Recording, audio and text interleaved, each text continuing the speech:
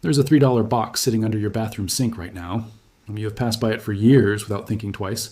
Your grandmother understood exactly what it was meant for. That little blue carton of Epsom salt stayed on her shelf at all times.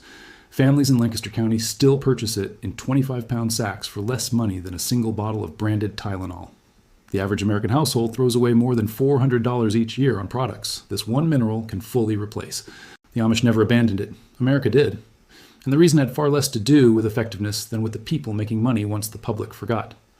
Before this story ends, there's a recipe from a 1958 Farmer's Almanac waiting at the center of it all.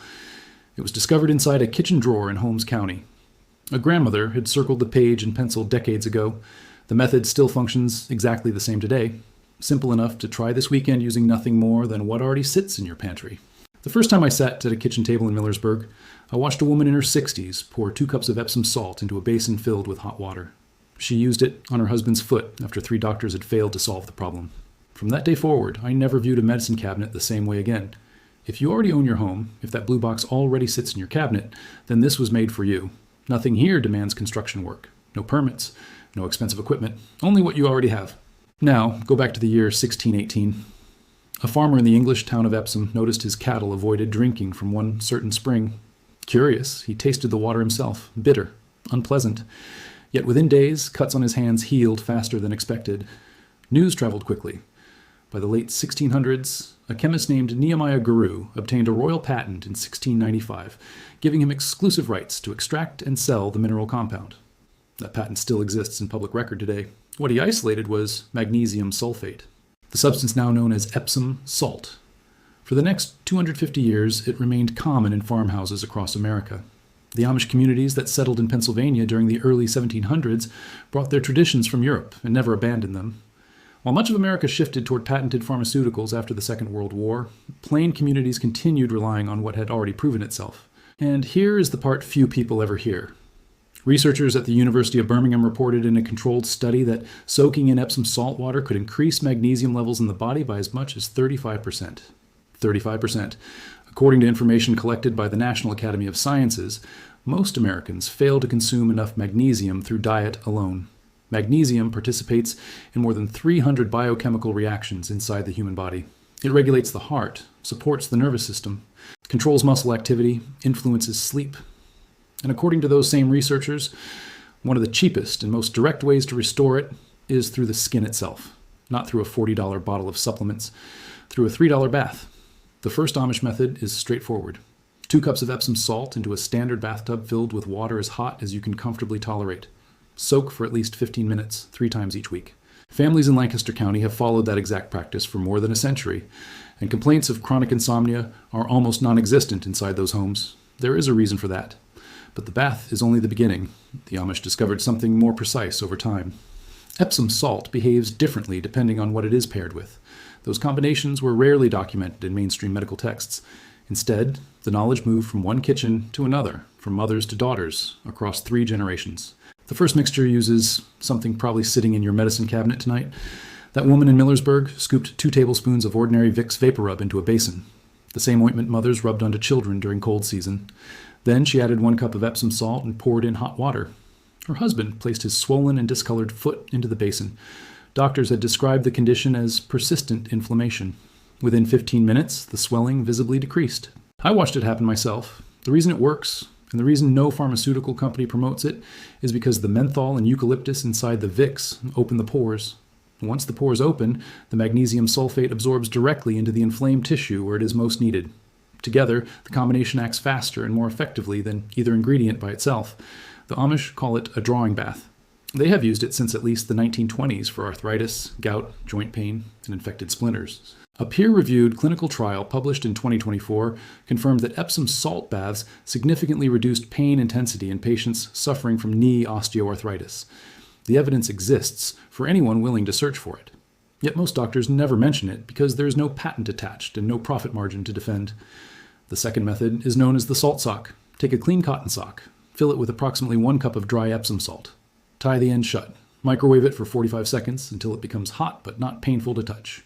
Pressed against the side of the face, it can reduce toothache pain in under 10 minutes. Against the ear, it eases ear infections.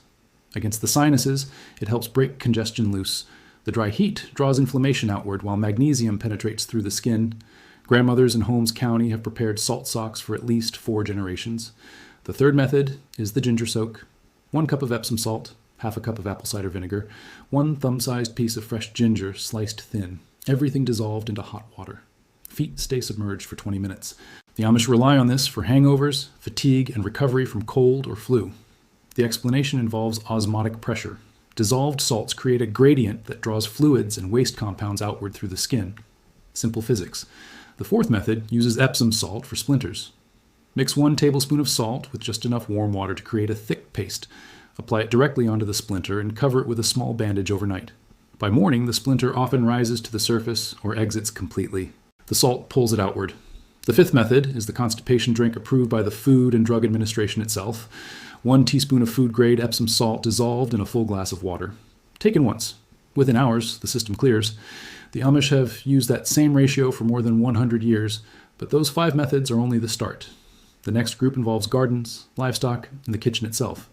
One of them can save $60 each month on something many people already purchase regularly. The 6th method is for tomato plants. Walk through Amish gardens in Lancaster County during late June, and you will see gardeners placing 1 tablespoon of Epsom salt into the soil around each tomato plant. The magnesium and sulfur nourish the plants in ways commercial fertilizers struggle to match. The result is tomatoes producing 30% more fruit with deeper color, fewer cracks, and noticeably sweeter flavor than store-bought varieties.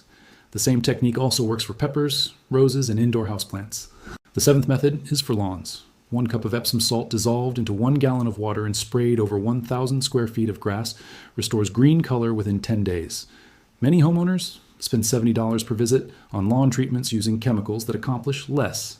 The 8th method is for tree stumps. Drill several holes into the stump, pour dry Epsom salt into each opening, and cover the entire thing with a tarp. Over several months, the salt pulls moisture from deep inside the wood until the stump dries completely and can be broken apart by hand without using a grinder. Amish families repeat this process every season on smaller stumps. The 9th method involves livestock. A barrel filled with water and 1/4 cup of Epsom salt is given to chickens during extreme summer heat. It helps prevent heat stroke while keeping egg production stable. The 10th method is for cleaning around the house. 1 scoop of Epsom salt mixed with several drops of dish soap scrubs, ceramic tile, and grout cleaner than many commercial cleaners sold in stores. The 11th method involves laundry.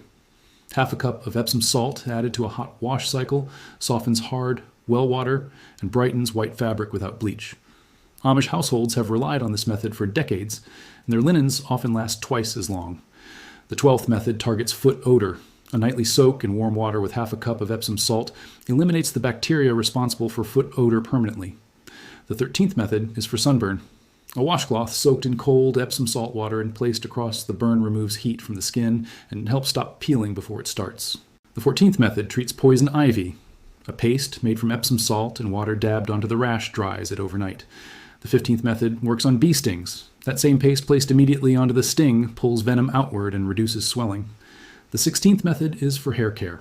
1 tablespoon of Epsom salt stirred into ordinary shampoo removes buildup left by hair products and adds volume that no salon treatment under $40 can match. Now stop and think about what people purchase every month. Fertilizer, pesticides, foot soak products, shampoo additives, drain cleaners, stump removers, heating pads, pain medications. Then compare all of those expenses against a single 10-pound bag of Epsom salt, costing under $15 at a local feed store and lasting 6 months. The numbers become uncomfortable very fast. So naturally, another question appears. Why does nobody talk about this anymore? Why did earlier generations understand it while modern families forgot? The answer becomes uncomfortable once you look back to the late 1950s. Patented pharmaceuticals flooded the American market. Trade associations financing medical journals had every reason to stop encouraging remedies that cost $3 and lasted nearly forever. They never outlawed Epsom salt. They did something more effective. They stopped talking about it entirely. After one silent generation, the knowledge disappeared from most American homes. If you have followed this far, you already understand more practical home medicine than many people graduating nursing school over the past 20 years. The complete blueprint contains all 25 methods, exact measurements, storage techniques that preserve Epsom salt for years, the specific brands Amish families purchase from American retailers, and 17 more uses too extensive to include here. Now stay with this because the next section matters specifically for homeowners. Many people assume these methods only apply to those building homes from scratch. That is not true. There is one Amish application used inside existing homes for generations, requiring no remodeling, no contractors, no permits, and no specialized equipment. It deals with damp basements and moldy spaces, the kind found in nearly every American home built before 1980. Spread 5 pounds of Epsom salt in a thin layer across the basement floor near any wall where moisture or a musty smell appears. Leave it untouched for 72 hours. The Epsom salt acts as a desiccant. It pulls moisture from concrete, from the surrounding air, and from cinder block walls. Families in damp Pennsylvania basements have repeated this every spring and every fall for longer than anyone remembers.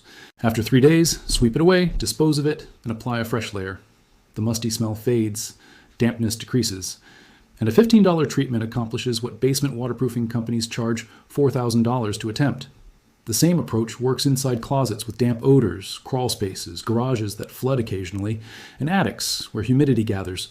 A bowl of Epsom salt placed in any of those areas continuously absorbs moisture for weeks. There is also a specific Amish method for wood floors beginning to cup or warp from humidity.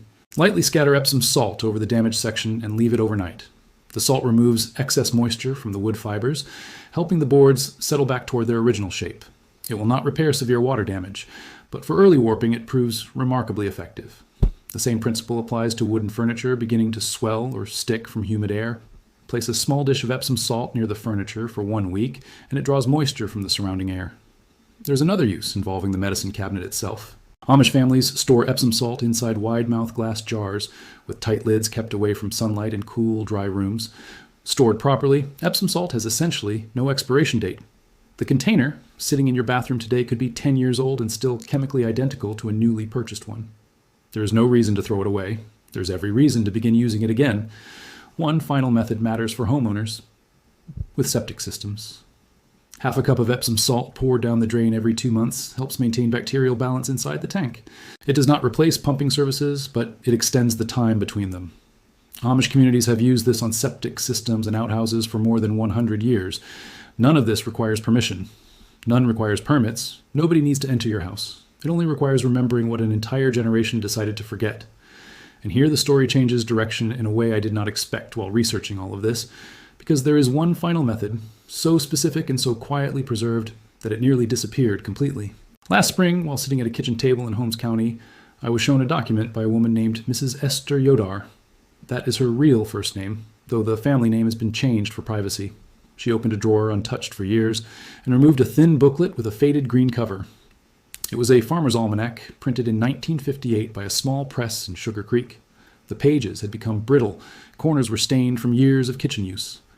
On page 37, written in plain English, was a recipe her grandmother had circled in pencil. The booklet described it as a poultice for deep infection. The exact wording copied down by hand said this: take 1/2 cup of Epsom salt. Add 3 tablespoons of raw honey, darker honey preferred. Add 1 tablespoon of finely ground white breadcrumbs, not whole wheat. Mix into a thick paste, using enough warm water to bind everything together. Apply directly onto the wound or infected area. Cover it with a clean cotton cloth. Leave it overnight. Repeat every evening until the infection is drawn clean. Now understand this clearly. This is not advice to avoid medical treatment when a doctor is necessary, but this exact combination of Epsom salt, honey, and breadcrumbs was used by Amish families for at least 70 years to treat infected splinters, boils, abscesses, painful pimples, and stubborn skin infections refusing to heal naturally. Modern science now understands the reason behind it. The Epsom salt creates osmotic pressure that draws fluid and infection outward. The honey is the part modern science finally caught up with. Since 2015, dozens of peer-reviewed studies have confirmed that honey acts as a powerful antibacterial substance. Medical-grade honey is now used in hospitals to treat infections resistant to antibiotics. The breadcrumb serves another purpose. It binds the mixture together and keeps the paste against the skin long enough for the salt and honey to work properly. That 1958 almanac never mentioned staphylococcus resistance. The grandmother who circled the recipe did not understand osmotic gradients either. But she understood one thing clearly. It worked. She had used it on her own children. Her mother had used it before her, and the grandmother before that had done the same.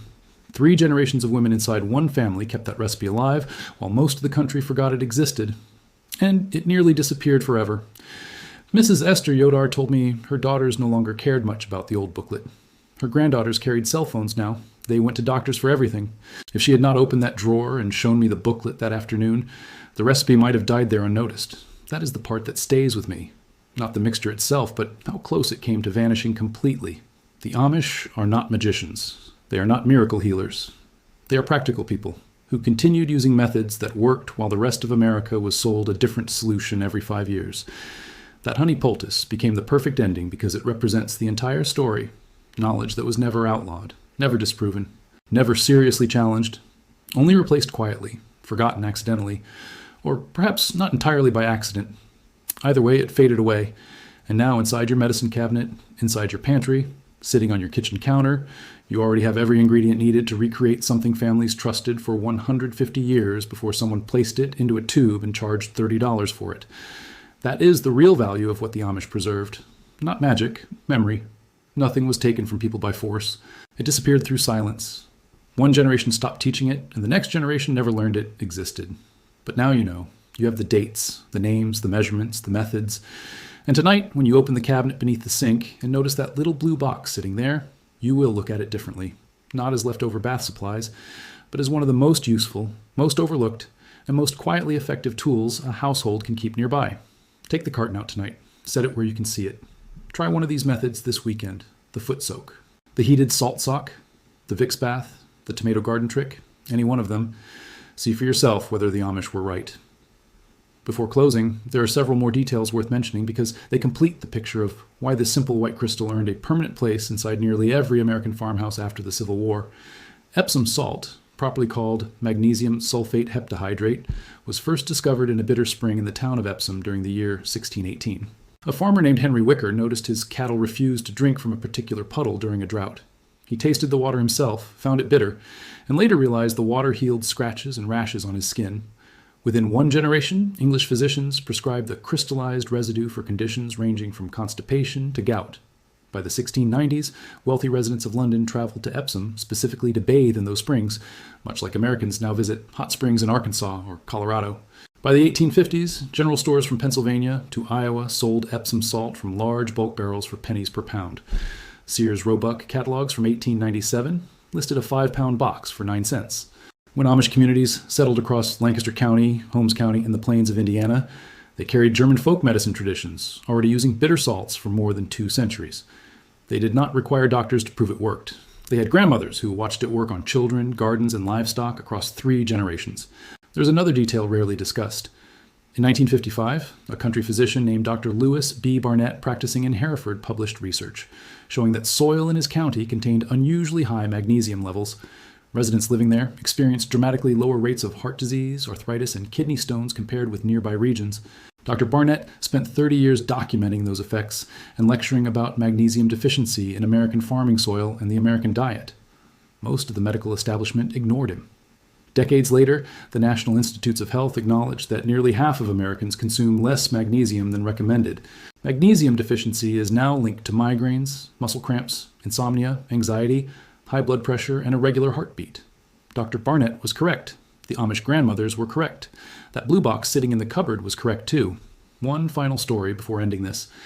In 1972, a registered nurse named Eleanor Hoy worked in a rural clinic outside Millersburg. She kept a private journal documenting the remedies Amish patients described after being asked what they had already tried before visiting the clinic. Across 14 years, she recorded more than 900 entries. Epsom salt appeared in over 400 of them. Foot soaks for swollen ankles during pregnancy, compresses for bee stings, mouth rinses after tooth extractions. Hand soaks for women suffering from rheumatism so severe they could barely hold a sewing needle. Eleanor Hoy passed away in 2003, but her family donated those journals to a small historical society in Holmes County. A researcher transcribed them in 2018. That is where many of today's measurements originated. 2 tablespoons per quart for a compress, half a cup per gallon for a foot soak, 1/4 teaspoon dissolved in a warm water for a mouth rinse after dental work. These were not invented numbers. They were written down by a nurse who watched the methods work firsthand in pencil inside a spiral notebook in a clinic smelling of kerosene and coffee.